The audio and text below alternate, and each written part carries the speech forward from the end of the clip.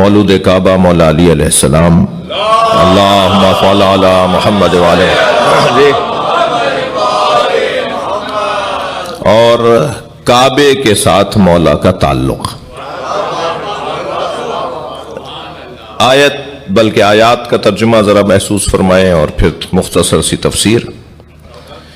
इन्ना अव्वला बैतिन वुदिअ लिन्नास लल्लज़ी बिबक्कता मुबारकन व हुदन लिल आलमीन फ़ीहा आयातुम बय्यिनात मक़ाम इब्राहीम। ये 96 नंबर की आयत।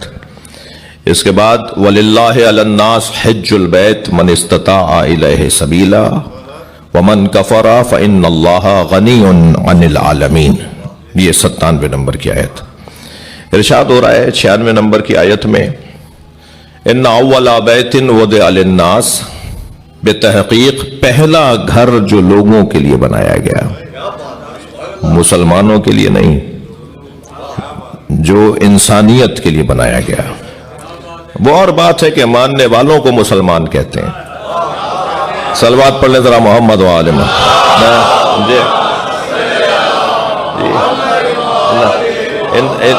इन अव्वला बैतिन वुदिअ लिन्नास लल्लज़ी बिबक्कता, वो पहला घर, बेतहकीक पहला घर जो लोगों के लिए बनाया गया, लल्लज़ी बिबक्का, वो बक्का में यानी मक्का में है। बक्का मक्का, मक्के का दूसरा नाम, मक्के का दूसरा तलफ्फुज बक्का है। सलवात पढ़ने जरा मोहम्मद व अल्लाहुम्मा सल्लि अला मुहम्मद व अला मुहम्मद। लल्लज़ी बिबक्का मुबारकन व हुदन लिल आलमीन, ये जो पहला घर बनाया गया जो मक्के में है और बनाया भी गया इंसानों के लिए, इसकी पहली सिफत यह है कि ये मुबारक है, ये बरकतों वाला है। इसकी वजह से जो बरकतें फैलेंगी, सलवात पढ़ लें जरा मोहम्मद व आले।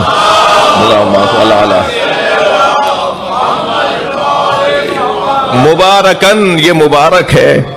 बहुत देर इस मुबारक के लफ्ज के ऊपर दिल कर रहा है रुक जाऊं, लेकिन यहीं एक जुमला कहता हुआ आगे बढ़ जाऊं कि इससे बढ़कर काबे की बरकत और क्या होगी कि जिससे हमें अली मिला है। सलावत पढ़ ले मोहम्मद व आले मोहम्मद।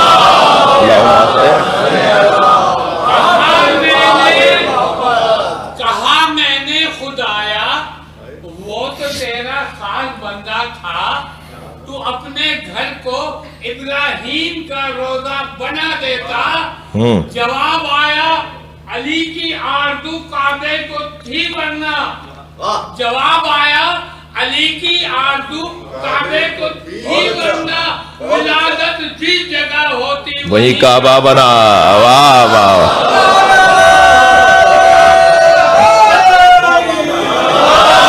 भाई अब मैं 2-3 लोगों को देख रहा हूं जो इन्हें घूर घूर के देख रहे हैं, तो मजलिस में 1.5 घंटे की पढ़ लूंगा, मगर इन्हें तंग नहीं करें।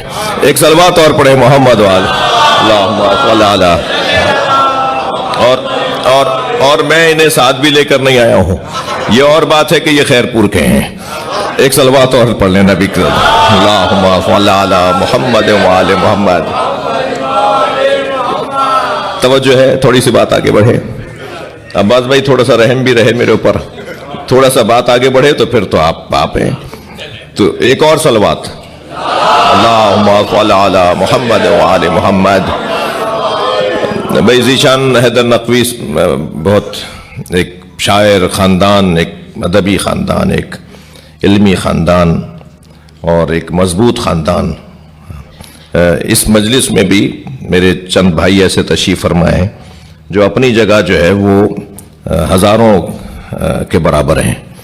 तो मैं यही तसव्वुर करके कि कमियत में यानी तादाद में तो बहुत ज़्यादा लोग नहीं हैं, मगर कैफियत में हज़ारों लाखों पे गालिब हैं, तो मैं कैफियत को मद्देनजर रखते हुए मजलिस पढ़ रहा हूँ।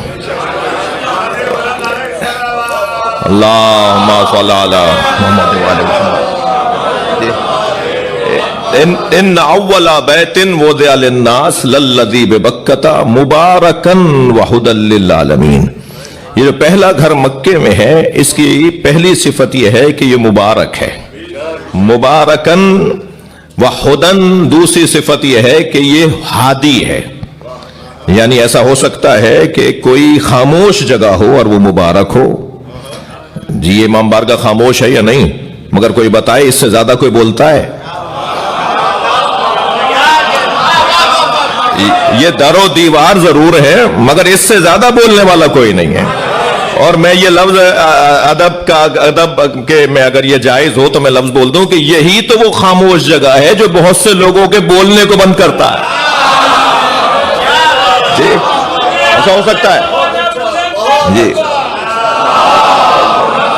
ایسا ہو سکتا ہے کہ کوئی خاموش جگہ ہو اور وہ ہدن ہو یعنی ہادی ہو, اور صرف ہادی نہیں بلکہ ہدن للعالمین, یعنی خانہ کعبہ وہ جگہ ہے کہ جو عالمین کے لیے ہادی ہے.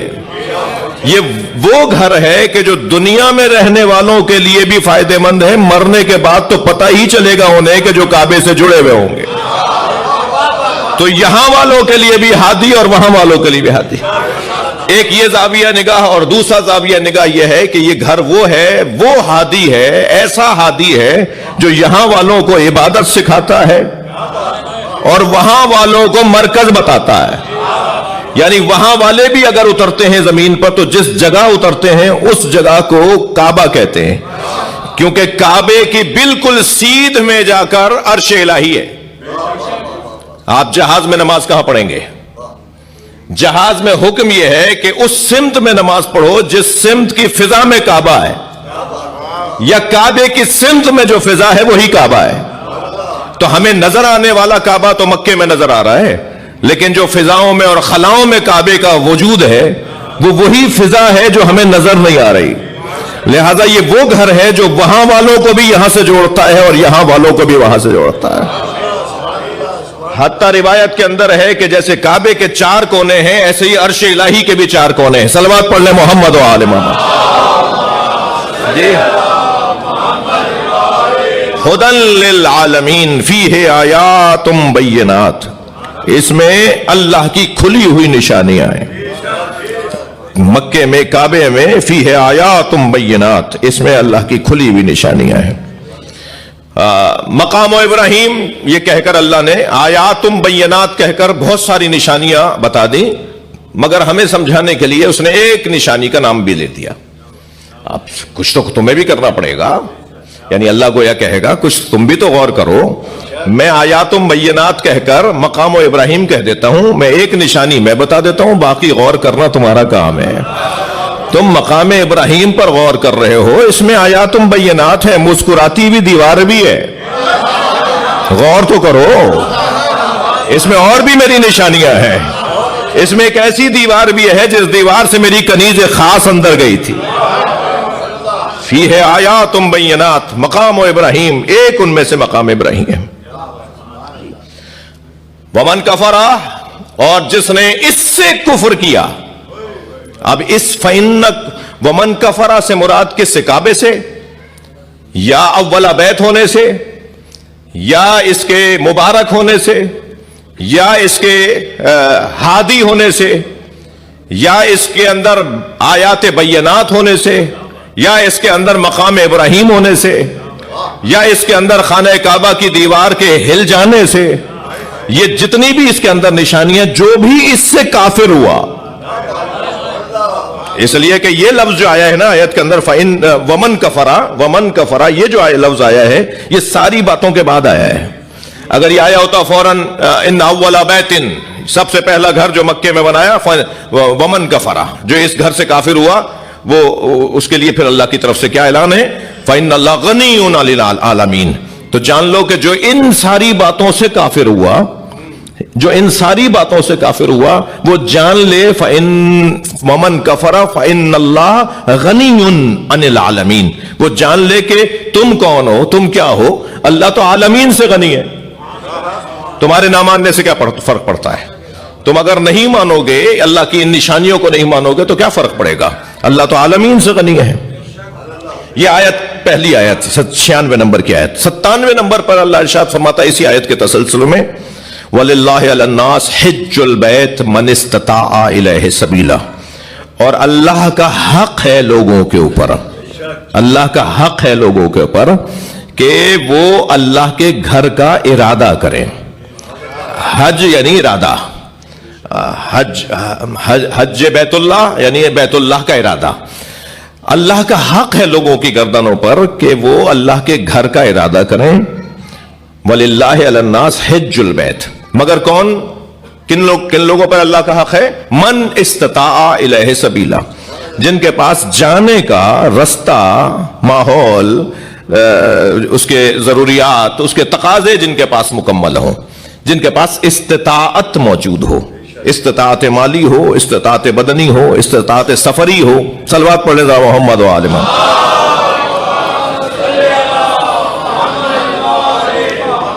اتفاق سے جناب مشتاق مجتبی سلمان بھائی اور ہمارے بھائیوں کے والد نے 2 دفعہ ہمارے ساتھ انہوں نے حج، میں نے بلکہ ان کے ساتھ حج کیا، اور اس خانوادے کے ساتھ جو ایک تعلق ہمارا بڑھا وہ ان کی وجہ سے بڑھا، کیونکہ پھر میں ان سے ملنے کے لیے گھر آتا تھا، وہ نہیں پہنچتا تھا. چچا شبر اور چچا مشتاق اور برق الہ آبادی، اللہ مقامہم، اللہ ان سب کے درجات کو بلند فرمائے. تو وہ کیا محبت والے لوگ، کیا پیار والے لوگ، اور اصیل لوگ، خاندانی لوگ. اور جی اصیل کا لفظ میں نے جان بوجھ کے بولا. ایک صلوات پڑھے ذرا محمد والا، اللہم صل علی محمد وآل محمد. تو یہ جو اللہ کے گھر کی طرف ارادہ ہے ان لوگوں کے لیے کہ جن کے پاس استطاعت سفری بھی ہو، استطاعت بدنی بھی ہو، استطاعت مالی بھی ہو، اور وہ پھر اللہ کے گھر کی طرف ارادہ کریں. من استطاع الیہ سبیلا. اور یہ جو اللہ کے گھر کی طرف ارادہ کرنے والے لوگ ہیں، یہ جان لیں کہ اللہ ان سے غنی ہے. ان کی ضرورت ہے کہ وہاں جائیں، اللہ کی ضرورت نہیں ہے کہ اللہ ان کو بلائے، ان کی ضرورت ہے کہ وہاں جائیں.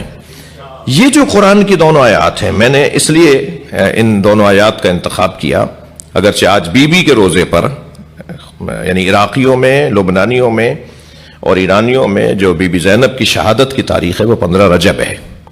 آج بی بی کے اپنے روزے کے اوپر عزاداری ہے بی بی کے. ہمارے ہاں بر صغیر میں یہ تاریخ رائج نہیں ہے، لیکن آہستہ آہستہ ہم کئی تاریخیں مناتے ہیں شہادتوں کی، ہم کئی تاریخیں مناتے ہیں ولادتوں کی. خود جناب زہرا کی 2 شہادتوں کی تاریخ ہم مناتے ہیں، تو اس میں کوئی مشکل نہیں ہے، کوئی کیا پریشانی ہے اس میں. اور بھی کوئی تاریخ سامنے تحقیق میں آ جائے گی تو ہم اس دن بھی بی بی کا ذکر کریں گے، تو یہ تو کوئی پریشانی کی بات ہی نہیں ہے. مگر اتنا ہے کہ اس مکتب کا، جس مکتب کے میں اور آپ طالب علم ہیں، اس مکتب کا خاصہ یہ ہے کہ نہ ہمارا ہنسنا اپنا ہے، نہ ہمارا رونا اپنا ہے، نہ ہماری خوشی اپنی ہے، نہ غم ہمارا اپنا ہے. ہم 13 رجب کو جشن منائیں گے، 15 رجب کو ماتم کریں گے.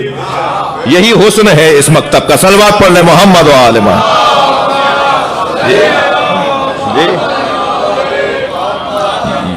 جیسا جیسا حکم ہوگا اس کے مطابق ہی ہمارا عمل ہوگا. ہمارا اپنا کچھ بھی نہیں ہے. اور جب یہ اگر میں اپنے آپ کو سمجھا لوں کہ ہمارا اپنا کچھ نہیں ہے تو اسی کو تشیع کہا جاتا ہے. یہی تشیع کی روح ہے، یہی تشیع کی جان ہے، یہی تشیع کا حسن ہے. تو یہ جو قرآن میں خانہ کعبہ سے متعلق آیات دونوں، اس کے علاوہ بھی قرآن میں خانہ کعبہ سے متعلق آیات ہیں، مگر یہ بڑی روشن آیات ہیں، بہت روشن. حج بیت اللہ سے متعلق بھی یہ آیات ہیں. مگر میں نے ان آیات کا انتخاب اس لیے کیا کہ سرکار دو جہاں نے ارشاد فرمایا مثل علی کمثل الکعبہ، علی کی مثال خانہ کعبہ جیسی ہے. مثل علی کمثل الکعبہ یدور ولا یدار. کعبے کے گرد سب چکر کاٹتے ہیں، کعبہ کہیں چکر کاٹنے نہیں جاتا. اب نبی مکرم بیان فرما رہے ہیں کہ کعبے کے ساتھ علی کی نسبت یا مشابہت کیوں ہے. پہلا عنوان تو سرکار نے فرمایا کہ یدور ولا یدار، کعبے کے گرد سب طواف کرتے ہیں. یدور دور لگاتے ہیں، دوڑ نہیں، دور، یہ دور چکر لگاتے ہیں. کعبے کے گرد سب چکر لگاتے ہیں. ولا یدار، مگر کعبہ کسی کے گرد چکر نہیں لگاتا.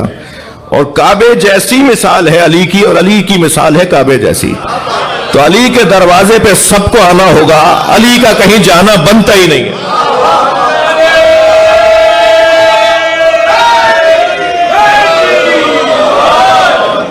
سب مولا علی کے دروازے پر آئیں گے اور علی مولا کا کہیں جانا بنتا نہیں ہے.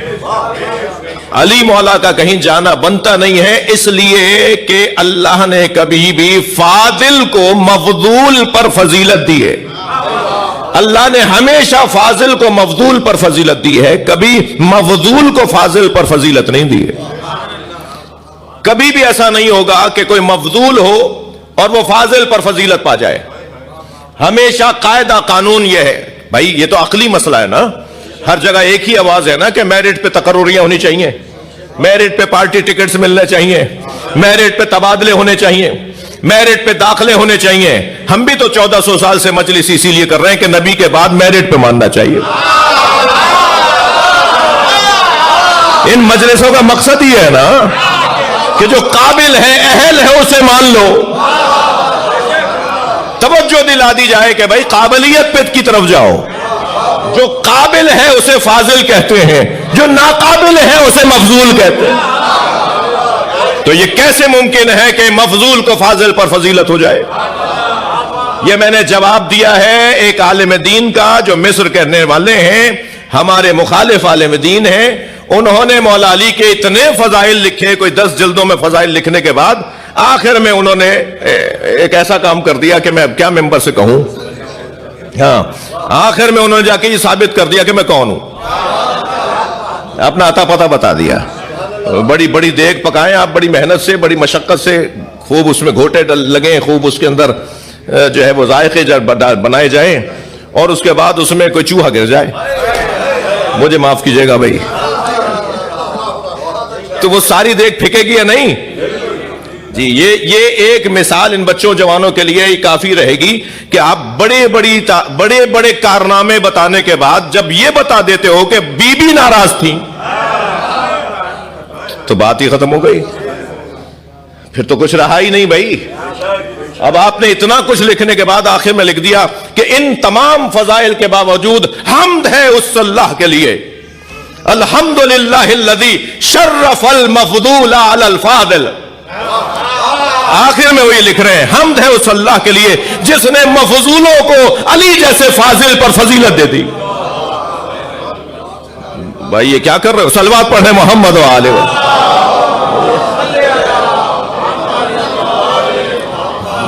جی ابن ابی الحدید معتزلی نہج البلاغہ کی شرح لکھی ہے انہوں نے، مگر آخر میں بتا دیا کہ میرا عطا پتہ کیا ہے. تو اور یہ اچھی بات بھی ہے کہ کم سے کم بتائے تو رکھو، شناختی کارڈ تو بتاؤ. ظاہر ہے عیسائی بھی مولا علی کے چاہنے والے ہیں، ہندو بھی مولا علی کے چاہنے والے ہیں. تو مولا علی تو محاسن کا اور خوبیوں کا مجموعہ ہے، کمالات کا مجموعہ ہے، حسن کا مجموعہ ہے. ہر خوبی جہاں کمال پر آ جائے وہاں علی کا دروازہ بنتا ہے. تو وہ تو کوئی بھی مان سکتا ہے. ہمارا تو کوئی ہماری ملکیت تو نہیں ہے، ہمارا کوئی اس کے اندر اجارہ داری تو نہیں ہے، کوئی بھی مولا سے محبت کا اظہار کر سکتا ہے. تو یہ جو مولا، پہلی صفت تو نبی نے فرمائی کہ مثل علی کا مثل الکعبہ، علی کی مثال خانہ کعبہ جیسی ہے. دوسری مثال میرے مولا نبی نے فرمائی ومن آمن فقد ومن آمن وہو مومن. اب حدیث سنیے گا، ومن آمن وہو مومن، جس نے علی پر ایمان کا اظہار کیا وہی مومن ہے.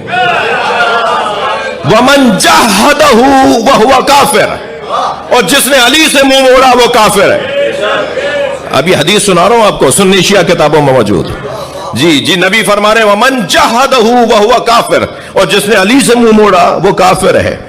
ومن شک فیہ وہو مشرک، اور جس نے علی کی عظمت میں شک کیا وہی مشرک ہے. اب مومن کون ہے، کافر کون ہے اور مشرک کون ہے، اس کی کسوٹی مولا علی کی ذات کو قرار دیا ہے. جو علی پر ایمان لے آئے وہ مومن، اور جو علی سے منہ موڑ لے وہ کافر، اور جو علی کے فضائل میں شک کرے وہ مشرک. تو کسوٹی ہم نے تو سنا تھا جو لا الہ الا اللہ نہ بولے وہ کافر ہے. ہم نے تو سنا تھا جو لا الہ الا اللہ سے منہ موڑ لے وہ کافر ہے. جو اللہ کے ساتھ کسی اور کو شریک بنائے وہ مشرک ہے.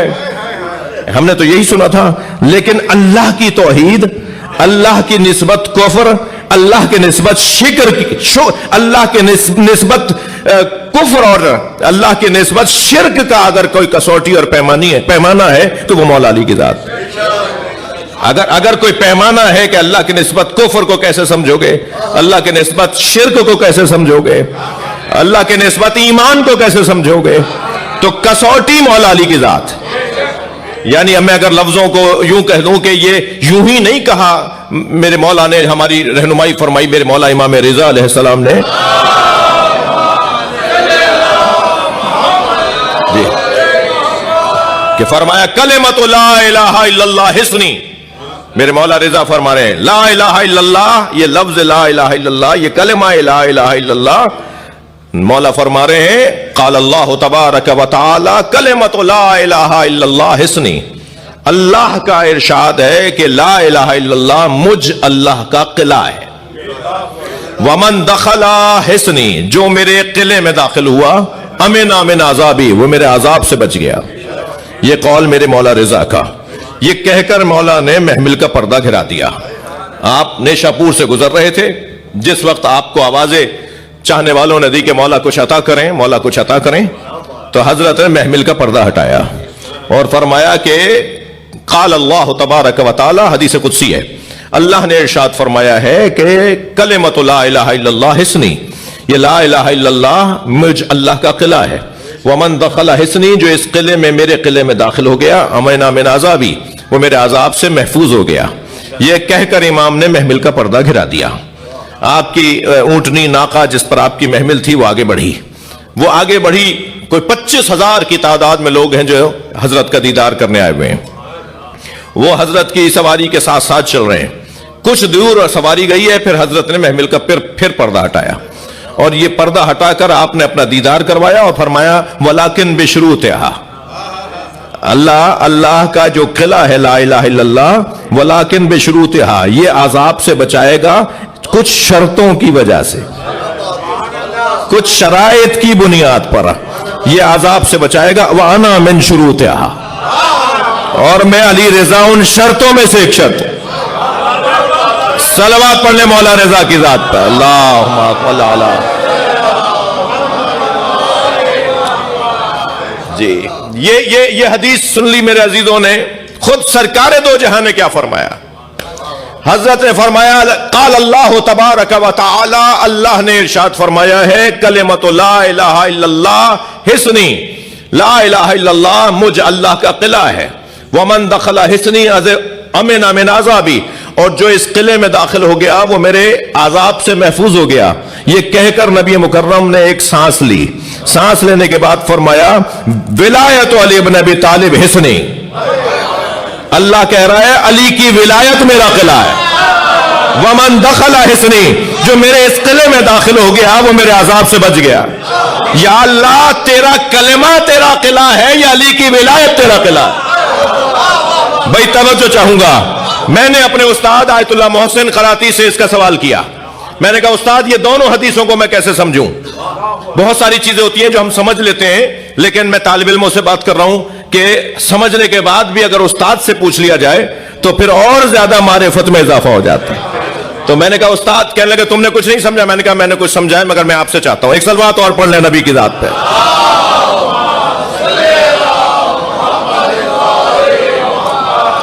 اب تشریف لے کے آئے, میں پھر سناؤں گا یہ قول. ایک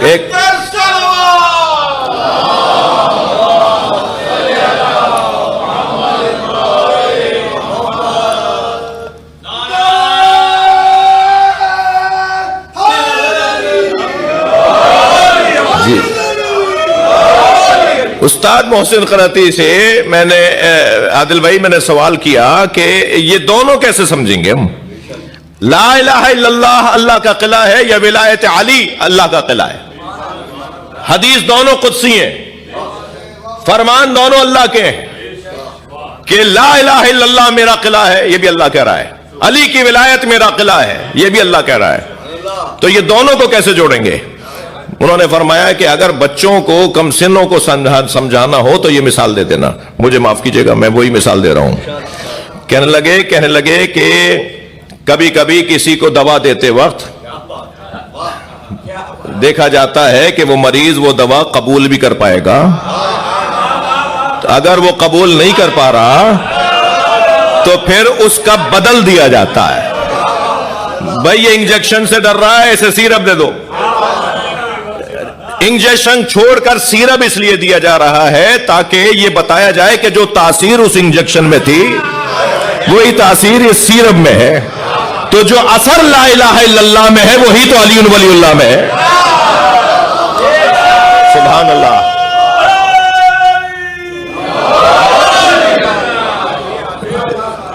وہ پہلا گھر جو لوگوں کے لیے بنایا گیا, اس پہلے گھر کے ساتھ سرکار نے فرمایا کہ مجھ سے اللہ نے کہا ہے, مجھ مصطفیٰ سے اللہ نے کہا ہے, لو اجتماع الناس انا اول بیت وضع للناس. اس کے ساتھ جوڑیے ذرا اس فرمان کو. یہ پہلا گھر ہے جو لوگوں کے لیے بنایا گیا ہے. نبی فرماتے مجھ سے اللہ نے کہا ہے لو اجتماع الناس علی حب علی بن ابی طالب, اگر لوگ علی کی محبت پر اتفاق کر لیتے لما خلقت النار, تو میں دوزخی نہ بناتا.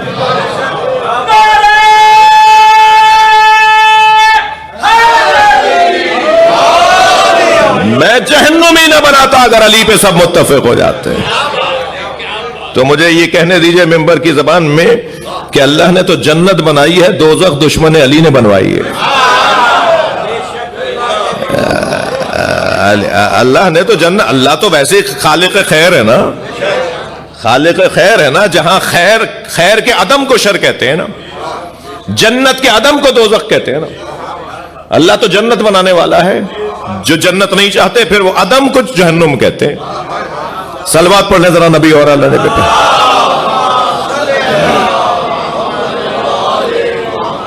بڑی عنایت, آپ کی توجہات کا ممنون ہوں. عباس بھائی میں نے آپ کو کچھ کہا نہیں ہے, آپ خفا بیٹھے ہوئے ہیں. میں نے کچھ نہیں کہا آپ کو. ایک اور صلوات پہ رہا بھی اچھا لگا. اللہم صلی علی محمد وآل محمد. نسلوں کا حیدر سے تقابل نہ کرو. ہم نسلوں کا حیدر سے تقابل نہ کرو. کوئی بھی بشر ان کے سوا معصوم نہیں. یا رب تیرے حیدر کے فضائل کی حدود, یا رب تیرے حیدر کے فضائل کی حدود تیرے فرشتوں کو بھی معلوم. واہ واہ. اللہم صلی علی محمد وعلی محمد. اول بیت وضع للناس. جی جو لوگوں کے لیے ہدایت کا ذریعہ قرار دیا گیا. فرماتے ہیں ومن کفر فإن اللہ غنی عن العالمین. جو اس سے کافر ہے, اس کا کافر ہے, وہ جان لے کہ اس کی اللہ کو کوئی پرواہ نہیں. اس لب و لہجے کی آیت غدیر میں بھی ہے. ہاں, جب سرکار نے فرمایا الیوم اکملت لکم دینکم واتممت علیکم نعمتی, آج کہہ دو اے میرے حبیب ان سے کہ آج میں نے اپنے دین کو کامل کر دیا, اپنی نعمتوں کو مکمل کر دیا. جی ان اللہ لا یحب الکافرین. اسی آیت کے اختتام پر اللہ کافروں سے کوئی پیار نہیں کرتا. کیا تعلق ہے غدیر کے میدان میں کافروں کے؟ یہاں تو سارے مسلمان تھے,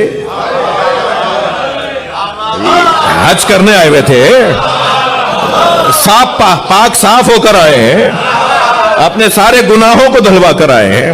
غدیر کے میدان میں اللہ اعلان کر رہا ہے کہ آج میرا دین کامل ہو گیا. جب سرکار نے اعلان کر دیا من کنت مولا فہذا علی مولا, تو آیت آئی کہ آج میرا دین کامل ہو گیا, میں نے اپنی نعمتوں کو تمام کر دیا. پھر یہ کہہ کے اللہ کہہ رہا ہے کہ اللہ تو کافروں سے محبت ہی نہیں کرتا. تو یہاں تو کافروں کا میدان ہی نہیں ہے. یہی کچھ انداز خانہ کعبہ کی چھت پہ کھڑے ہو کر جب حضرت عباس نے خطبہ دیا تھا, بھائی تھوڑی گردن ہلاؤ اگر سننا چاہ رہے ہیں.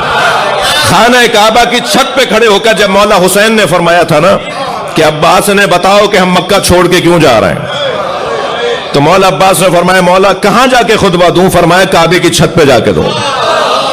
کعبے کی چھت پر حضرت عباس ایسے لگ رہے تھے جیسے امام بارگاہوں میں علم نظر آتا ہے. کعبے کی چھت پہ کھڑے ہو کے حضرت عباس نے خطبہ دیا اور اس خطبے میں 32 جملے ہیں مولا عباس کے. اسی بنیاد پر ائمہ اہل بیت نے، اولیاء الہی نے حضرت عباس کو خطیب کعبہ کہا ہے. مولا عباس کے لقبوں میں ایک لقب ہے خطیب کعبہ، جو کعبے کو ممبر بنا کر خطبہ دے. بھائی تھوڑی گردن ہلاؤ نا، بات تو سنو. جو کعبے کو ممبر بنا کر خطبہ دے، مولا عباس خانہ کعبہ کی چھت پہ کھڑو کے فرما رہے الحمدللہ الذی شرف ھذا. اچھا، امام حسین نے فرمایا کعبے کی چھت پہ چلے جاؤ. سامنے خود حضرت کرسی پہ تشریف فرما تھے.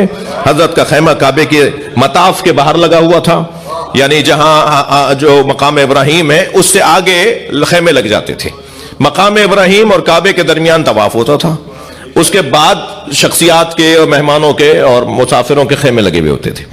جس دور کی میں بات، یہ روایت سنا رہا ہوں آپ کو، آج کا ماحول نہیں، یہ ماحول 1400 سال پرانا. تو مولا اپنے خیمے میں اپنی کرسی پہ تشریف فرما ہے اور مولا عباس خانہ کعبہ کی چھت پہ کھڑے ہو کے خطبہ دے رہے ہیں. اور خطبے میں آپ نے جو شروع کیا ہے خطبہ، اس کا آغاز جو ہے وہ حمد الہی سے کیا ہے، اور لہجہ وہی ہے جو بابا علی کا ہے. یعنی حضرت عباس کا یہ خطبہ اور مولا علی کے نہج البلاغہ کے خطبات کو ایک جگہ رکھ دیجئے، مولا علی کے خطبات نہج البلاغہ کو ایک جگہ رکھ دیجئے، اور پھر اس کے بعد دیکھیے لگ ہی نہیں رہا، پتہ ہی نہیں چل رہا یہ علی بول رہے ہیں یا عباس. وہی اسلوب ہے، وہی انداز بیان ہے، وہی الفاظ کی گرفت ہے، وہی پیغامات اور مفاہیم کی وسعت ہے. حضرت عباس فرما رہے ہیں الحمدللہ الذی شرف ھذا، اشارہ کر رہے ہیں کعبے کی چھت پہ کھڑے ہو کے کعبے کی طرف. حمد ہے اس اللہ کے لیے جس نے اسے شرف عطا کیا ہے بے قدوم ابی، ان کے بابا کے قدموں کی وجہ سے. مولا آپ کے بھی تو بابا علی ہیں جی. خاندانی لوگوں میں ایک جملہ ہدیہ کر رہا ہوں، بزرگوں سے جنہوں نے تربیت لی ہے ان لوگوں میں جملہ ہدیہ کر رہا ہوں. مولا عباس سے ہاتھ جوڑ کر کہوں مولا علی تو آپ کے بھی بابا ہیں، مگر آواز آئے گی کہ حسین بیٹھے، بڑا موجود ہو تو اپنے آپ کو ظاہر نہیں کیا جاتا. صلوات پڑھنے محمد و آل محمد. جی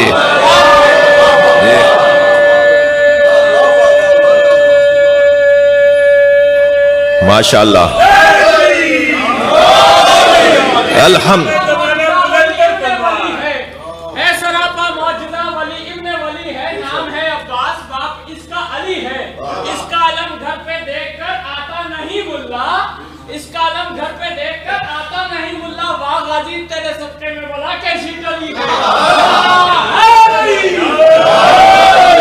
بھائی ایسا بھی ہوگا. الحمدللہ الذی شرف ھذا، میں نے جس ایک جملے کی خاطر خطبے کا آغاز میں نے آپ کو سنایا، مولا فرما رہے حمد ہے اس اللہ کے لیے جس نے اسے شرف عطا کیا ہے ان کے بابا کے قدموں کی وجہ سے. مولا آپ کے بھی تو بابا ہیں، کہ میرے تو مولا ہے، بابا تو حسین کے ہیں. علی میرے تو مولا ہیں، میرے تو آقا ہیں. پھر اس کے بعد والے جملے میں جس کی خاطر میں نے یہ جملہ آپ کو حضرت کا ہدیہ کر دیا، حضرت فرماتے ہیں ایتھا الکفرۃ الفجرہ، اے کافرو اے فاجرو، اتصدون طریق البیت الی الامام البررہ، تم کیا نیکوکاروں کے امام حسین پر خانہ کعبہ کا رستہ بند کر سکتے ہو؟ میں ہاتھ جوڑ کر کہوں گا مولا ایتھا الکفرۃ الفجرہ، اے کافرو اے فاجرو، یہ تو احرام باندھے ہوئے ہیں، یہ تو احرام باندھے ہوئے ہیں، آپ محرموں کو، مکے میں آئے ہوئے لوگوں کو کافر کیسے کہہ رہے ہیں؟ عجب نہیں مولا عباس کی آواز آئے جو حسین کو مارنے آیا ہے وہ مسلمان کا. اتصدون طریق البیت الی الامام البررہ، تم نیکوکاروں کے امام پر خانہ کعبہ کا دروازہ بند کر سکتے ہو؟ من ہوا احق بہی. اب مجھے اجازت دیں کہ پورا خطبہ نہ سناؤں، لیکن ایک کیفیت ہے، ایک صلوات اور پڑھیں نبی والے.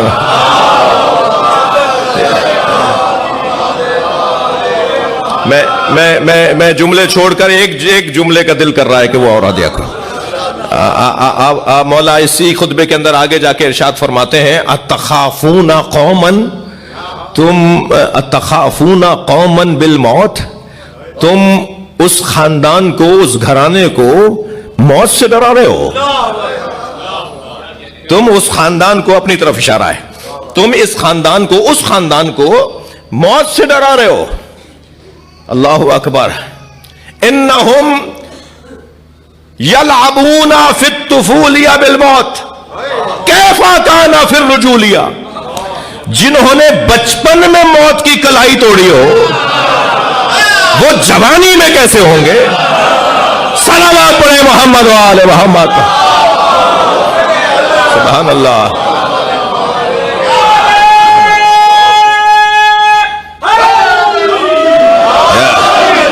تم ہمیں ڈراؤ گے موت سے؟ ہم نے بچپن میں موت کی کلائی توڑی ہے, تو پھر جوانی میں ہمارا کیا حال ہوگا؟ خبردار یہ مت سمجھنا کہ ہم مکہ اس لیے چھوڑ کے جا رہے ہیں کہ ہمیں موت کا خوف ہے. ہم مکے کو اس لیے چھوڑ کر جا رہے ہیں کہ یہ پہلا گھر ہے جو ہمارا ہے, اور گھر والا ہی گھر کی حفاظت کرتا ہے. تمہیں تو اس گھر سے کیا پرواہ ہے؟ تمہیں اس گھر کی کیا پرواہ؟ عزیزو تشریف فرمائے نا آپ سب. آپ سے ابھی پوچھ لیا جائے کہ آپ کہاں دنیا میں تشریف لائے, کون سے شہر میں پیدا ہوئے, تو جتنا جلدی اپنا نام کوئی بتاتا ہے نا, اتنا ہی جلدی فوراً بتاتا ہے کہ میں کہاں پیدا ہوا ہوں. مثلاً کہاں جائے ولادت. اور انسان کی شناختی جو عنوانات ہیں, جو شناخت کے عنوانات ہیں, ان میں سے ایک عنوان یہ ہے کہ مقام پیدائش کیا ہے. جی کہاں پیدا ہوئے, جی کب پیدا ہوئے, یعنی مکان بھی زمان بھی. یعنی سب کے شناختی عناوین کے اندر ایک مکان ولادت بھی اور ایک زمان ولادت یعنی تاریخ بھی. یہ دو چیزیں انسان کی شناخت کا حصہ ہیں, اور جہاں اور جب وہ پیدا ہوتا ہے اس کی حفاظت اس آنے والے کو خود کرنی ہوتی ہے.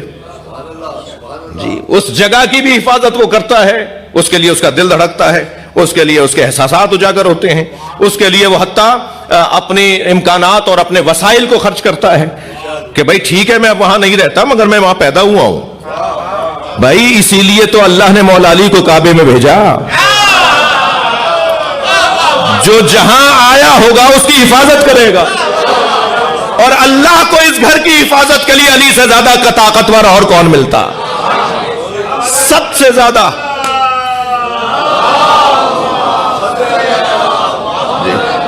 سب سے زیادہ طاقتور وجود جو کعبے کا محافظ قرار پایا وہ وہی ہے جو کعبے میں دنیا میں آئے گا.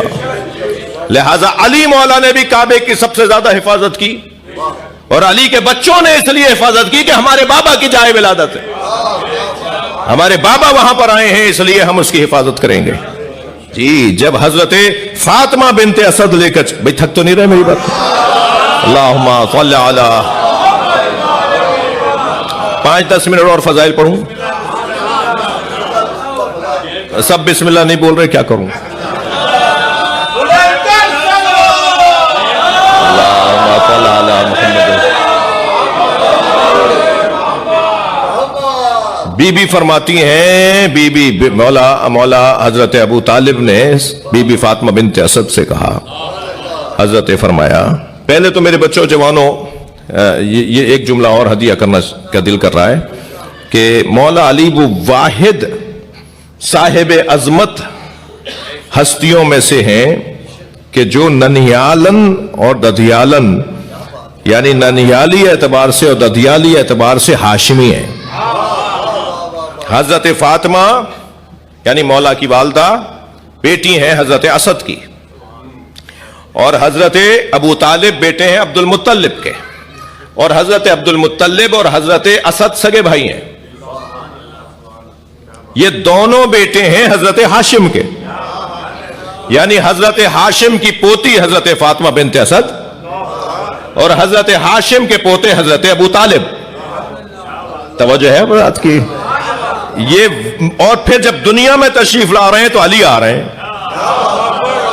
مولا علی ننیالی اعتبار سے بھی ہاشمی اور ددیالی سلسلے سے بھی ہاشمی, اور دونوں بڑی ہستیوں کی بچے حضرت فاطمہ بھی اور حضرت ابو طالب بھی. اور مسلمانوں میں حضرت ابو طالب پر تو قیل و قال ہے، اور وہ قیل و قال بھی میں عزیزوں آپ سے عرض کروں، پہلے جو 3 حکومتوں کے دور گزرے ہیں نا نبی کی رحلت کے بعد، ان تینوں دوروں میں حضرت ابو طالب کے ایمان پر کوئی تبصرہ نہیں ہے، کوئی تبصرہ نہیں ہے، نہ صرف کوئی تبصرہ منفی نہیں ہے بلکہ ہے تو مثبت ہے۔ یعنی ان تینوں ادوار کے اندر جینے والے جو لوگ تھے وہ حضرت ابو طالب کے ایمان پر بات نہیں کرتے تھے، اور نہ صرف بات نہیں کرتے تھے منفی، بلکہ اگر کچھ کہا بھی ہے، کچھ قول ملے بھی ہیں تو وہ مثبت ملے ہیں۔ ان کے ایمان کی عظمت اور ایمان کی بلندی اور ان کے ایمان کے درجے کی بلندی کے اوپر بات ہوئی ہے۔ اللہم صلی اللہ علیہ۔ میں طالب علموں سے گزارش کر رہا ہوں، بڑے اطمینان سے اگر کسی فورم پر بات ہو رہی ہو تو کہہ دیجئے کہ پہلے 3 دوروں میں نبی کی رحلت کے بعد کسی نے حضرت ابو طالب کے ایمان پر منفی بات نہیں کی۔ یہ کہاں سے شروع ہوا؟ یہ شام سے شروع ہوا جی، جب یہ گرم جنگوں میں مولا علی سے جیت نہیں پائے تو پھر سرد جنگ کا آغاز کیا۔ سرد جنگ یعنی اعصاب کی جنگ۔ سرد جنگ اگرچہ اصطلاح وہ آج کی ہے مگر مزاج تو پرانا ہے۔ وہ جو پرانے مزاج کے مطابق جو سرد جنگ ہوتی ہے نا، احساسات اور جذبات کی جنگ یا اعصاب کی جنگ، مثلا ایسے ہی کوئی جھوٹے ہی معاف کیجیے گا آپ کو کہہ دے کہ آپ کے دادا تو ایسے تھے، ارے بھائی یہ کیا بول دیا، اس میں معلوم ہے کہ ہفتہ لگ گیا یہ بات واضح کرنے میں، خواہ مخواہ ایک بات بول دی اور پھر بار بار کوئی بولے وہی بات اور ہر شخص کہلوائی جائے وہی بات، تو پھر ماحول بنتا چلا جائے گا۔ آپ کتنی صفائیاں، آپ کہیں گے بھائی یا تو میں خاموش رہوں اور خاموش رہتا ہوں تو پھر یہ ماحول ہے، بولتا ہوں تو میں اکیلا کیا بول لوں گا، ہر شخص یہی بول رہا ہے۔ اور پھر ہمارے ہاں تو محاوروں نے دین کا درجہ حاصل کر لیا ہے، محاوروں نے دین کا درجہ حاصل کر لیا ہے۔ وہ کہتے ہیں جی وہ زبان خلق کو نقارہ خدا کہیے جی، اب یہ جو لوگ بول رہے ہیں تو کچھ تو ہوگا، بھائی کچھ بھی نہیں ہے اور بولا جا رہا ہے۔ تو مولا علی علیہ السلام کے ساتھ ایک جنگ کا آغاز کیا گیا جسے سرد جنگ کہتے ہیں۔ بول دیا گیا، کچھ لوگوں کو پیسے دے کے کہا بھائی اس موضوع کو اٹھاؤ، اور جگہ جگہ خطبوں میں بولو کہ انہوں نے تو کلمہ ہی نہیں پڑھا، وہ تو مومن ہی نہیں تھے۔ اور وہ گھڑی ہوئی روایت کے کان میں سرکار نے آخری وقت میں کہا کہ چچا کلمہ پڑھ لیجئے، اور انہوں نے کلمہ نہیں پڑھا۔ عجیب لوگ ہیں، کان والی بات انہوں نے سن لی اور غدیر کے دھوپ میں اور بھرے میدان میں من کن تو مولا انہیں آواز نہیں آئی۔ یہ کان والی آواز تمہیں کیسے آ گئی؟ پھر ایک گھڑی ہوئی روایت بنا دی جسے حدیث زازہ کہتے ہیں کہ معاذ اللہ حضرت ابو طالب پنڈلیوں تک معاذ اللہ عذاب میں ہے جی۔ تو یہ والی، اور پھر اتنے اتفاق سے کل میں ایک مطالعہ کر رہا تھا، ایک اہل سنت عالم نے اہل بیت کے فضائل اور عظمت پر ایک کتاب لکھی ہے، تو وہ انہوں نے مجھے بھیجی، اس میں دیکھ رہا تھا کہ وہ کہاں کہاں، تو انہوں نے الحمدللہ حضرت ابو طالب کی عظمت پر مفتی محمد ہاشم سندھی نے کتاب لکھی ہے، اور بہت ہی مضبوط کتاب اہل بیت کی ہے۔ تو حضرت ابو طالب کے ایمان پر مکمل ایک اور ان کی عظمت پر مکمل ایک باب ہے اس میں، اور بہت ہی عمدہ گفتگو اس کے اندر، بہت اچھے دلائل، اور انہوں نے اپنے علماء کے اور اکابرین کے اقوال کو نقل کیا ہے۔ مگر یہ سب لوگ، میں زیادہ حاشیے میں نہیں جاؤں، کہ یہ سب لوگ جتنے بھی حضرت ابو طالب کے ایمان پر قیل و قال کرتے ہیں نا، وہی سب حضرت فاطمہ بنت اسد کے ایمان پر متفق ہیں۔ وہ کہتے ہیں ہاں حضرت ابو طالب نے معاذ اللہ ایسا تھا، مگر فاطمہ بنت اسد مومنہ تھی۔ ادھر قرآن یہ کہہ رہا ہے لن یجعل اللہ الکافرین علی المؤمنین سبیلا، قرآن یہ کہہ رہا ہے کہ کافروں کو مومنوں پر حکومت کرنے کا حق نہیں ہے۔ قرآن یہ کہہ رہا ہے کہ کافروں کو مومنوں پر حکومت کرنے کا حق نہیں ہے۔ ادھر حضرت فاطمہ بنت اسد کا تمہارے نزدیک مومنہ ہونا ثابت ہے۔ ادھر قرآن یہ کہہ رہا ہے الرجال قوامون علی النساء، شوہر اپنی بیویوں پر حاکم ہے۔ تو یہ کیسے ممکن ہے کہ حضرت فاطمہ بنت اسد اس کے ساتھ جڑی رہے جس کا اور ان کا ایمان ایک نہ ہو؟ اللہم صلی اللہ، کبھی کبھی موقع ہو اور صرف حضرت ابو طالب علیہ السلام کی عظمت پر گفتگو ہو. اس لیے کہ میں ایمان ابو طالب پر بات کرنا توہین حضرت ابو طالب سمجھتا ہوں, حضرت ابو طالب کی توہین سمجھتا ہوں. حضرت ابو طالب کے ایمان پر تبصرہ نہیں ہوگا, مقام اور عظمت پر بات ہوگی, ان کے فضائل پر گفتگو ہوگی.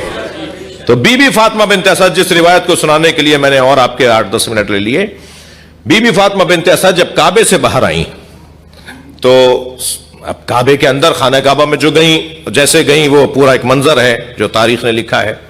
اور جاتے ہوئے تو 2 لوگوں نے دیکھا تھا, اور اگر واپس بھی ایسے ہی فوراً آ گئی ہوتی ہیں, کچھ ہی دیر کے بعد مولا علی کو لے کر آ جاتی ہیں, تو پھر 2 لوگ کہتے کہ ہم نے جاتے ہوئے بھی دیکھا, آتے ہوئے بھی دیکھا. تو یہ مسلمان بڑے کاریگر ہیں, یہ کہتے خبر واحد ہے, اور خبر واحد کا تو اعتبار نہیں ہے. 2 لوگوں نے دیکھا تھا, اور وہ بھی اس وقت میں مسلمان نہیں تھے, تو اب ان کا کیا اعتبار, جی ان کا کیا اعتبار. تو جاتے ہوئے 2 لوگوں نے دیکھا تھا, آتے ہوئے پورے مکے نے دیکھا ہے. اس لیے کہ 3 دن کعبے میں رہی, جب تک سارا مکہ, گاؤں دیہاتوں سے اطراف کا مکہ, اکناف کا مکہ اور شہر کے رہنے والے جب سب جمع نہیں ہو گئے, قصہ پھیلنے لگا, بات پھیلنے لگی کہ کیا ہوا ہے, یہ دیوار کھلی ہے, ایک بی بی اندر گئی ہے اور دیوار دوبارہ سے جڑ گئی ہے. زلزلے کا قانون بھی یہ ہے کہ 2 جھٹکے آتے ہیں. صلوات پڑھ لے ذرا محمد و آل محمد.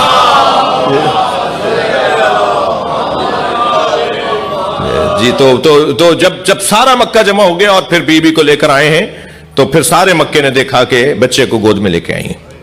اور پھر وہاں آنے کے بعد بھی بڑا منظر حسین بنا, اور حسین منظر یہ بنا کہ کھڑے ہو گئے آ کے کابل آبار یہودی عیسائی عالم, ابو طالب کہاں لے جا رہے ہو اپنے بچے کو؟ حضرت ابو طالب نے فرمایا میرا بچہ ہے, میں گھر لے جا رہا ہوں. کہنے لگے تمہیں نہیں پتا کہ مکے کا ایک دستور ہے, یہاں بچہ جب دنیا میں آتا ہے تو ایک کسوٹی پر پرکھا جاتا ہے کہ یہ حلالی بھی ہے یا نہیں, اور کسوٹی یہ ہے کہ اسے لٹا دیا جاتا ہے, ایک اژدہا پہاڑوں میں سے نکل کر آتا ہے, وہ بچے کو تکلیف پہنچائے, رلائے تو ماں باپ کی مذمت ہوتی ہے, اور بچے کے پاس سے وہ ہو کر چلا جائے اور بچہ مسکراتا رہے, کھیلتا رہے, تو ماں باپ کی تعریف ہوتی ہے کہ بچہ حلالی ہے. تو ابو طالب جب سب کے لیے قاعدہ قانون ہے تو تمہارے لیے بھی ہے. حضرت ابو طالب کو کیا اضطراب, حضرت ابو طالب نے فوراً اس پتھر پہ لے جا کے مولا علی کو لٹا دیا.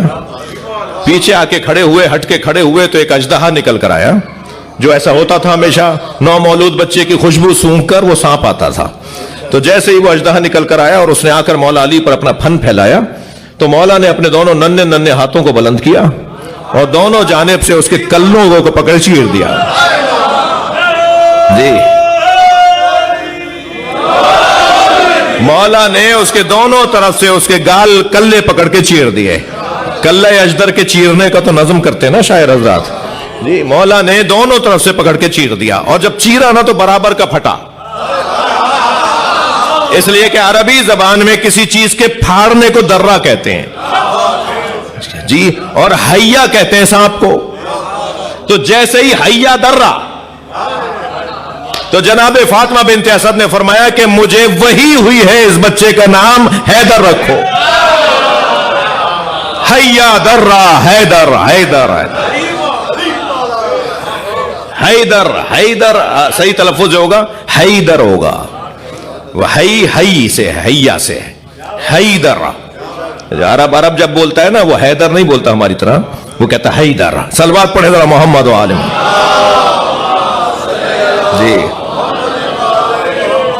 تو حضرت ابو طالب آگے بڑھے اور بچے کو گلے لگایا, مولا علی کو اپنے سینے سے لگایا, پیشانی کا بوسہ دیا, لبوں پر لب رکھے, پھر لے کے جانے لگے. تو پھر وہی لوگ آ کے کھڑے ہو گئے, کہنے لگے ابو طالب کہاں لے جا رہے ہو؟ حضرت ابو طالب نے فرمایا تم نے مجھے کہا, میں نے اسے لٹا دیا. کہنے لگے مسئلہ تو اور پیچیدہ ہو گیا, اس نے کسوٹی ہی توڑ دی, اس نے پیمانہ ہی توڑ ڈالا. اب ہم کیسے طے کریں گے کہ کون حلالی ہے؟ تو برابر سے نبی کی آواز آئی, چچا کہہ دیجئے اب قیامت تک یہی کسوٹی ہے,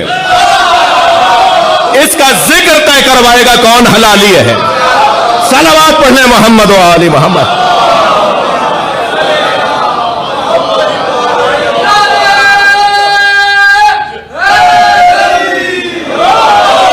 بھائی تسلی رکھیے, ابھی مجھے گھنٹہ بھی نہیں ہوا ہے, تھوڑا سا مجھے اور پڑھنے دیں گے.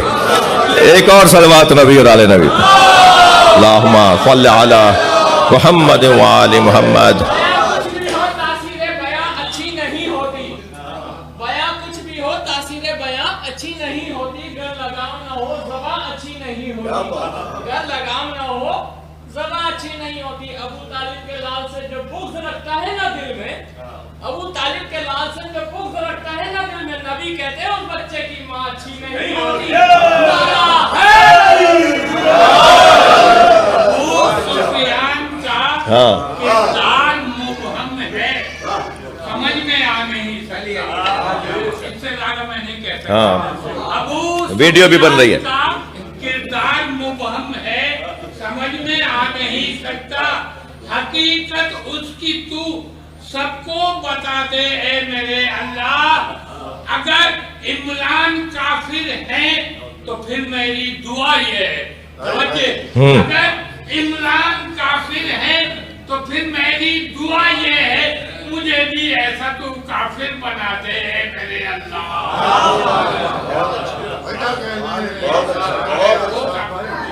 ہاں ہاں وہ تشریح کی ضرورت نہیں ہے.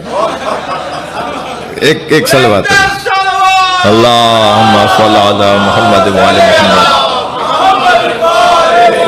وہ ایک بی بی فاطمہ بنت اسد کا ایک قول میرا دل کہہ رہا ہے وہ سناؤں.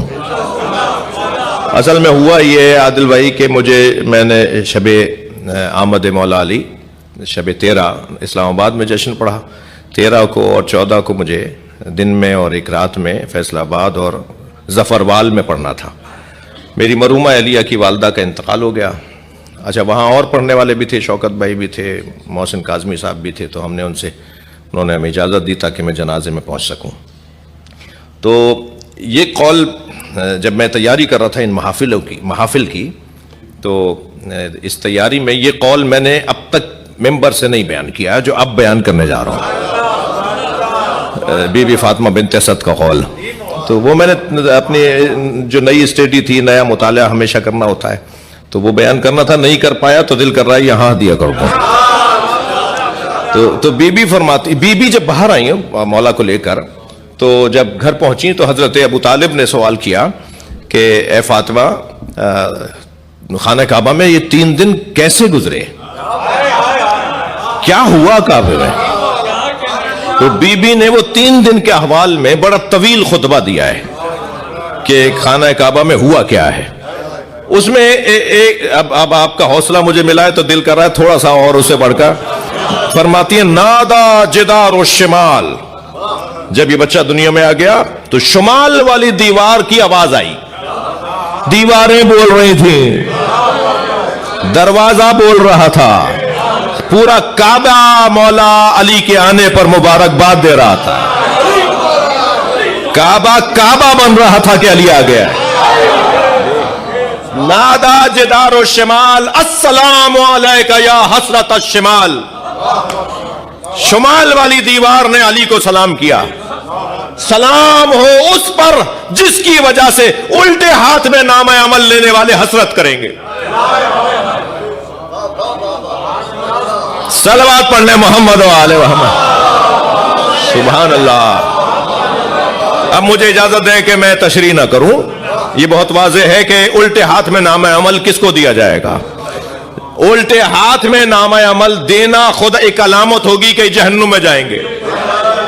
جب انہیں جہنم میں بھیجا جا رہا ہوگا وہ کہیں گے کاش ہم نے علی کو مان لیا ہوتا. یا حسرت الشمال, سلام ہو اس پر جس پر شمال والے حسرت کریں گے. ایک اور صلوات مولا کی ذات پر.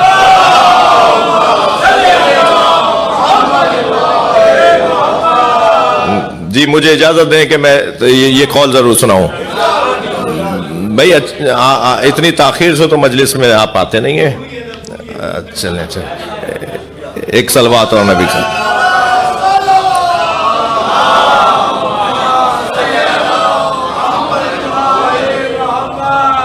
ایک اور صلوات.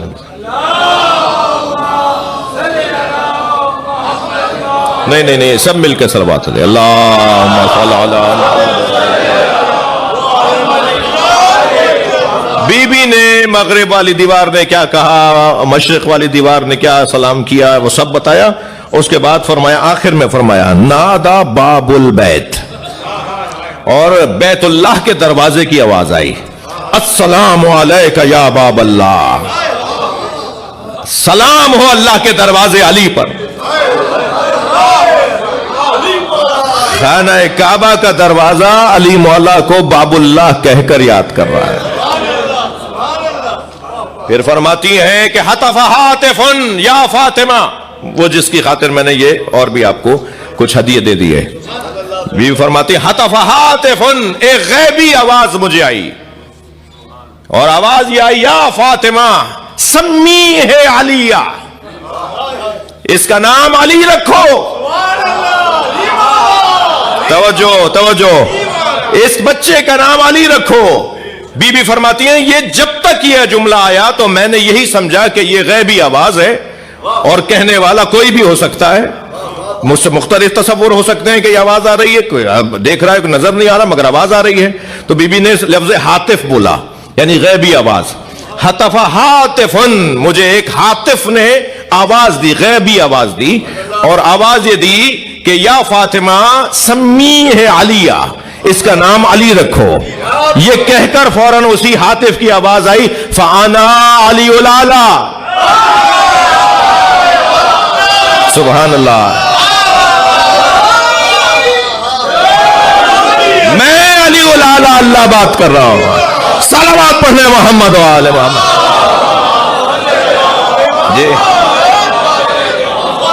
میں علی الاعلی علی بات کر رہا ہوں. اور پھر آواز آگے بڑھی. ابھی صرف اتنا نہیں ہے کہ اس کا نام علی رکھو، فرمایا اشتقت اسمہ اسمی، میں نے اپنے نام سے اس کا نام رکھا ہے. اللہ اکبر. ہمارے ہاں تو بچے کی جب آمد ہوتی ہے تو گھر کے بڑے کو کہتے ہیں نا آپ نام رکھیں، دادا نام رکھیں گے، نانا نام رکھیں گے. اللہ کرے یہ تہذیب منتقل ہو. اب تو دادا دادی کو تو بعد میں پتہ چلتا ہے، بیٹا اور بہو پہلے ہی نام ہاسپٹل میں لکھوا دیتے ہیں. بھائی خدا کے واسطے اچھی تہذیب کو چھوڑنا نہیں چاہیے. تو ہمارے پرانی تہذیب، بلکہ صحیح تہذیب، پرانی نہیں ہوتی تہذیب، تہذیب ہوتی ہے، بلکہ تہذیب جتنی پرانی ہوتی ہے اتنی اچھی ہوتی ہے. مولانا نیا نام ہونا چاہیے، یہ پرانے نہ. بھائی تو نہ ہمارا اللہ نیا ہے، ہم رسول اللہ کو کوئی نیا مان رہے ہیں. ہم تو اس کو رسول مانتے ہیں جو کچھ نہیں تھا اور وہ نبی تھا. اور نہ ہی مولا علی ہمارے کوئی نئے ہیں، یہ تو اسی وقت سے ہیں جب کچھ بھی نہیں تھا. یہ کیا بات ہوئی؟ آسمانی نام ہے ائمہ اہل بیت کے، آسمانی نام ہے جناب زہرا کے، مگر ہمارے ہاں ایک آواز آتی ہے کہ سب نیا نام ہونا چاہیے. اور نئے نام کے وجہ سے جو ماحول بگڑتا جا رہا ہے. خود اماں ابا کو بھی 6 سال کے بعد کوئی پوچھ لے تو خیال آتا ہے کہ اس کا معنی کیا ہے. آپ نے اس بچے کیا مطلب ہے اس کا؟ اچھا نہیں وہ رکھ لیا تھا، بس وہ جنتری میں مل گیا تھا، وہ ہم نے ڈالا تھا، سرچ کیا تھا تو وہ اس دن کے پیدا ہونے والے بچوں کا نام کیا رہا. ارے بھائی اس دن پیدا ہونے والے بچوں کے نام جو نیٹ پہ ڈال دیے تھے وہ کسی یہودی نے ڈالے ہوں گے، وہ کسی عیسائی نے ڈالے ہوں گے. تم نے گوگل پہ سرچ کر لیا کہ صاحب آج مثال کے طور پر یہ تاریخ ہے، اس تاریخ میں پیدا ہونے والے بچے کا نام کیا ہونا چاہیے. بس جو نئے نئے نام آئے، ٹونی مونی جونی، مجھے معاف کیجیے گا، چھوٹے چھوٹے سے نام، عجیب و غریب سے نام، اور وہ جو ہے وہ نام رکھ لیے جاتے ہیں. نہیں، ہماری تہذیب کچھ اور ہے بھائی، ہماری تہذیب کچھ اور ہے، اور ہمیں اپنی اس تہذیب پر فخر ہے. جی ہمارے گھر کا بڑا ہمارے بچوں کے نام رکھتے ہیں نا. جس گھر کا بڑا اللہ ہو اس گھر کے بچوں کے نام اللہ رکھتا ہے.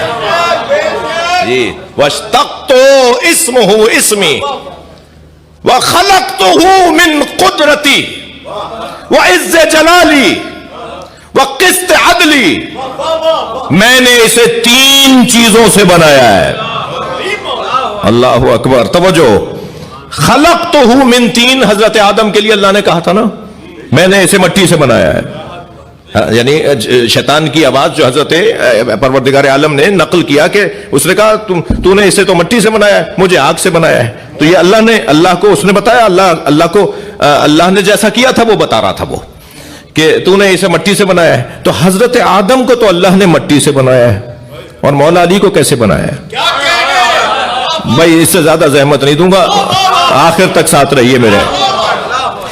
بی بی فرماتی ہیں کہ مجھے اللہ علی الاعلیٰ کی آواز آئی, وہ ہاتف غیبی کی آواز آئی, اور اس آواز نے مجھے یہ کہا خلقتہ من قدرتی, میں نے اسے اپنی قدرت سے بنایا ہے, وعز جلالی, اور میں نے اسے اپنی عزت و جلالت سے بنایا ہے, وقسط عدلی, اور میں نے اسے اپنی عدالت سے بنایا ہے.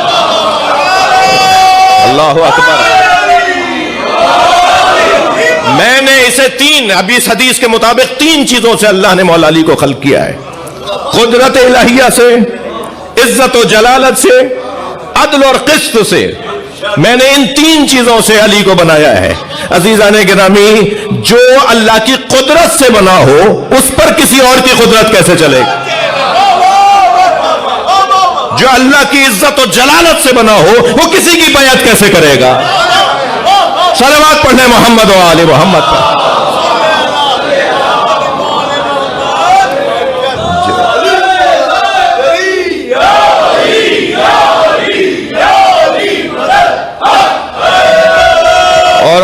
اور بس آخری جملہ اس خطبے کے میں نے کئی جملے چھوڑے. حضرت فرماتی ہیں, بی بی فرماتی ہیں کہ مجھے جو آواز آئی کہ میں نے اسے اپنی قدرت سے بنایا ہے, عزت و جلالت سے بنایا ہے, قسط اور عدل سے بنایا ہے, وہ ادبتہ بعدبی, اور میں نے اسے اپنا ادب دے کر بھیجا ہے. اپنا ادب کیا مطلب ہے؟ میں بس ان بچوں کو ایک جملے میں کہہ دوں. اللہ ارشاد فرما رہا ہے, بی بی اس کو نقل کر رہی ہیں کہ اللہ کہہ رہا ہے, ہاتف غیبی نے, علی الاعلیٰ نے مجھے بتایا کہ میں نے اسے اپنا ادب دے کر بھیجا ہے. ادب کا لفظ اگر بدل کے کہوں تو رسم و رواج, اطوار, طریقے. ادب کا مطلب طور طریقے. میں اسے اپنے طور طریقے دے کر بھیج رہا ہوں. جو اللہ کے طور طریقوں کا مروج اور مبلغ ہو اسے علی کہتے ہیں. سبحان اللہ.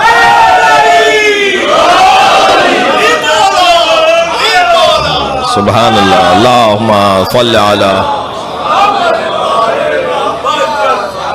اللہ کے طور اور طریقوں کا جو لے کر آیا ہے وہ مولا علی کی ذات. جی عزیزو, بہت ساری زیادہ میں نے وقت لے لیا, مجھے معاف کریں. یہ کرم ہے ہمارے اوپر کہ ہم جسے اپنا مولا مانتے ہیں وہی مولا ہے. جی یہ میرا اور آپ کا اور ہمارے آباء و اجداد کا, ہمارے بزرگوں کا اس پاک خون کا اثر ہے. پاک خون کا اثر ہے کہ ہم اس دروازے پہ بیٹھے ہوئے ہیں. علی مولا کا ماننے والا, کیونکہ علی مولا کو اللہ نے اپنی قدرت سے بنایا ہے, کبھی بھی کسی قدرت سے مرعوب نہیں ہوتا. علی مولا کا ماننے والا کبھی بھی کسی طاقت سے مرعوب نہیں ہوتا. جس علی کو اللہ نے اپنی عزت و جلالت سے بنایا ہو, علی مولا کے ماننے والے کے سامنے کوئی کسی کی عزت نہیں ہے اگر اس کے پاس علی نہیں ہے. اللہ نے مولا علی کو اپنے قسط عدل سے بنایا ہے, تقسیم عدالت سے بنایا ہے. قسط اور عدل میں فرق ہے, رہنے دیجئے کسی اور موقع کے لیے. اللہ نے اپنے قسط عدل سے بنایا ہے مولا علی کو. تو علی مولا کا ماننے والا ظلم اور زیادتی کا شکار نہیں ہوتا. عدل اور قسط کا ماننے والا اور اللہ کا ادب لے کر آنے والا. فرماتے ہیں یا علی زینک اللہ بالزہد فی الدنیا وحب المساکین. یا علی, اللہ نے تمہیں 2 چیزوں سے سجا کر بھیجا ہے. مولا نبی فرما رہے ہیں تم دنیا کے زاہد ہو اور مسکینوں سے پیار کرنے والے ہو. اللہ نے تمہارے اندر یہ چیز رکھی ہے کہ تم مسکینوں سے پیار کرنے والے ہو. کوئی پھٹے حال میں, کوئی گرد و غبار میں اٹا ہوا, کوئی جی غریب مسکین مولا علی کو نظر آتا تھا, مولا اس سے بات کیے بغیر آگے نہیں بڑھتے تھے, اور مولا کا بات کرنا اسے اعتماد دیتا تھا. وہ کہتا تھا غربت کیا ہوتی ہے, مجھ جیسا تو کوئی امیر نہیں ہے. کیا علی مجھ سے بات کر رہے ہیں؟ علی مجھ سے بات کر رہے ہیں. اس کا وہ جو احساس فقر ہوتا تھا نا، وہ جو احساس غربت ہوتا تھا، وہ ختم ہو جاتا تھا. اس لیے کہ آخری ربائی جو میں سفارش سے کسی کی اور نہ یہ دولت سے ملتی ہے. علی کی نوکری انسان کو عظمت سے ملتی ہے. علی و فاطمہ کا در وہ واحد در ہے دنیا میں. توجہ، علی و فاطمہ کا در وہ واحد در ہے دنیا میں جہاں پر بھیک بھی ملتی ہے تو عزت.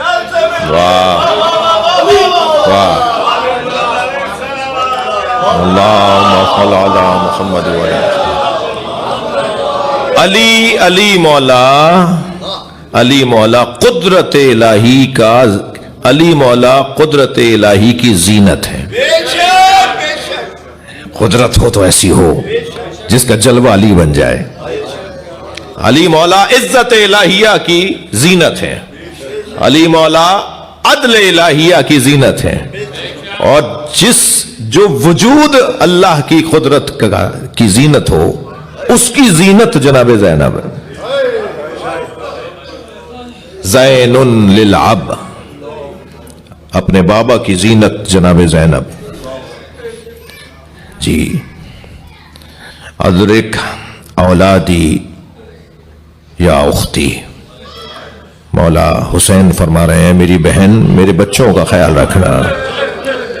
اجرکم اللہ، اجرکم اللہ. اللہ آپ کو کسی غم میں نہ رلائے سوائے غم اہل بیت میں ہمیں رونے رلانے والوں میں قرار دے. اے میری زینب، میرے بچوں کا خیال رکھنا. جناب زینب نے امام حسین کے بچوں کا کہاں کہاں خیال رکھا ہے. کبھی امام سجاد کو جلتے ہوئے خیمے سے لائے ہیں. اجرکم اللہ، اجرکم اللہ. عزادارو، دو سخت منظر تھے جناب زینب کے لیے. ایک قبر سکینہ سے جناب رباب کو اٹھانا، اس لیے کہ بی بی لے کر آتی تھی، بی بی پھر چلی جاتی، بی بی لے کر آتی تھی، بی بی پھر چلی جاتی تھی. اور جب جناب رباب کو لے کر آئیں تو فرمایا زینب مجھے یہیں رہنے دو، میرا مدینے میں کون ہے، میرا والی کربلا میں رہ گیا، میری بچی زندان شام میں ہے. ایک یہ منظر جناب زینب کے لیے بڑا سخت تھا. اور اجرکم اللہ، اجرکم اللہ. اور دوسرا منظر جو سخت منظر تھا وہ جلتے ہوئے خیمے سے امام سجاد کا لایا. ایک یزیدی سپاہ کا سپاہی کہتا ہے مختار علیہ السلام کے دربار میں جب پوچھا کہ تم بتاؤ کہ تم نے جو جو دیکھا ہے وہ بتاؤ تو تمہارے گناہ کو اور تمہاری سزا کو میں کم کر دوں گا. ہم سے بعض لوگ سوال کرتے ہیں نا کہ یہ روایات آپ کے پاس کہاں سے آئیں. تو ہمارے پاس روایات کچھ تو امام سجاد نے فرمائی، جناب زینب نے فرمائی، اہل بیت نے فرمائی، جن پہ گزری انہوں نے بتایا. اور ساتھ میں عدالتوں میں جو مجرم اقرار کر رہا ہوتا ہے، وہ جو اقبالی جرم ہوتا ہے، وہ جو اقبال کر رہا ہوتا ہے، اسے قبول کر رہا ہوتا ہے، وہ خود سند ہوتی ہے. وہ کہتا ہے میں نے کیا یہ کام. اب یہ نہیں دیکھا جائے گا کہ یہ تو خود عادل نہیں ہے تو اس کی روایت کیسے لے لیں. یہاں پر وہ ظالم کہہ رہا ہے میں نے ایسا کیا ہے. تو جناب مختار نے جب پوچھا نا کہ بتاؤ، تو ایک شخص نے کہا کہ میں نے منظر دیکھا کہ ایک بی بی ہے جو جلتے ہوئے خیمے میں جا رہے ہیں اور جلتے ہوئے خیمے کی چوب سے جا کے اس کا سر لگتا ہے، پھر وہ راستہ بدل کے جاتی ہے، پھر چلتے ہوئے خیمے کی چوب سے جا کے ٹکراتی ہے. تو وہ کہتا ہے میں یہ سمجھا کہ شاید اس کے سر پہ کسی نے چوٹ ماری ہے اور اس چوٹ کی وجہ سے اس کی آنکھوں کا نور چلا گیا ہے اور اسے نظر نہیں آ رہا کہ آگے آگ جل رہی ہے. تو کہتا ہے میں دوڑتا آیا اور میں نے کہا بی بی تمہیں نظر نہیں آ رہا آگے تو آگ جل رہی ہے. تو وہ خاتون مڑی اور مجھے دیکھ کر کہنے لگی یا شیخ انا لنا فی حالیل، اس خیمے میں میرا ایک بیمار رہ گیا ہے جو اپنے پیروں سے چل کے نہیں آ سکتا. تو وہ کہتا ہے تب مجھے معلوم ہوا یہ علی کی بیٹی زینب ہے. اور وہ بی بی جلتے ہوئے خیمے میں گئی، اپنی پشت پر اپنا بیمار بھتیجا اٹھا کے لائے. جو حسین مولا نے فرمایا تھا میرے بچوں کا خیال رکھنا، ایک منظر تو یہ نظر آیا. دوسرا منظر اس وقت نظر آیا کہ جب سکینہ بی بی اونٹ سے گری. اجرکم اللہ، اجرکم اللہ. تو تو جناب زینب نے اونٹ کے بٹھانے کا انتظار نہیں کیا، کھڑے اونٹ سے خود کو گرا دیا اور گئی ہیں اس طرف جہاں سے قافلہ آ رہا تھا، اور آوازیں دیتی جا رہی تھی سکینہ کہاں ہو، میری بچی کہاں ہو؟ تو کیا دیکھا، ایک درخت کے سائے میں ایک برقعے میں ملبوس بی بی ہے، اس کی گود میں جناب سکینہ سو رہی ہیں۔ تو جناب زینب کو دو تعجب ہوئے، ایک تعجب تو یہ ہوا یہ کون ہے جو ہم پہ رحم کر رہی ہے، ہم پہ تو کوئی رحم ہی نہیں کھاتا، اور دوسرا تعجب یہ ہوا کہ سکینہ تو کسی کی بھی گود میں نہیں جاتی، جب قافلہ ٹھہرتا ہے تو ماں بھی آگے بڑھ کے کہتی ہے بی بی میری گود میں آ جاؤ، تو سکینہ کہتی ہے مجھے تو بابا کی گود میں جانا ہے، پھوپھی زینب کہتی ہے میری بچی میری گود میں آ جاؤ، کچھ دیر میری آغوش میں آرام کر لو، پھر قافلہ ہوگا، پھر رستے ہوں گے، تو کہتی ہے مجھے تو بابا کی گود میں جانا ہے۔ یہ ہماری بچی تو کسی کی گود میں نہیں جاتی، یہ کون بی بی ہے جس کی گود میں سو گئی ہے؟